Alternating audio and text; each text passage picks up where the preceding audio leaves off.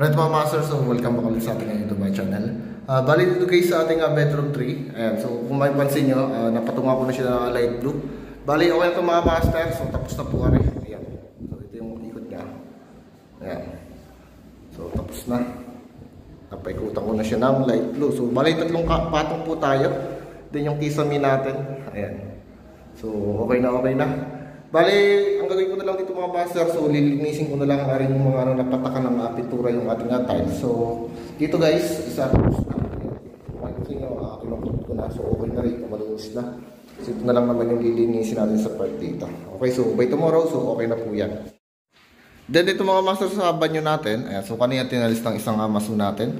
So, okay na yung flooring natin, and then kinabit ko na kanina rito yung dalawang ilaw po natin sa ceiling natin. So, dalawang ilaw dito, isa sa may rito, CR sa lavatory, tapos sa bowl, at saka isa rito sa may part ng ating paliguan dito sa may bathtub natin. Okay, so okay na. Then sa labas mga master, ayan, so ayan, bali last coating na si Marvin dito, so pinapatungan na niya ng semi-gloss yung ating ceiling. Okay na, yung walling okay na rin mga master, and then yung ating mga tiles dito. So dito na tayo lilipat bukas, so bali ito na yung ating Evo Blue, so blue rin po yung labas natin. Ayan, so okay na mga master. Then dito guys sa ating baba, so kinabit na rin kanina dito ni Foreman yung ating flash door para sa CR natin.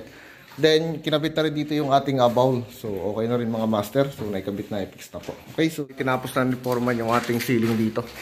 Ayan, so okay na. Then dito sa labas mga master, bali ayan, pinurmahan na yung ating mga poste. So binuhusan na yung harapan natin. Ayan, so okay na. Dito naman tayo sa kabila. Then dito, so binaklas na nga pala yung ating barracks para makita na yung actual na view. So malapit na tayong umuwi. Bali, gagawin na lang dito. So lilinisin na natin itong ating kapaligiran. Yung mga kahoy, so ayusin natin yan. Then yung ating mga basura. So ito na yung side ng ating project. Okay, so yun lang muna mga master. Bali, update ko lang ito today.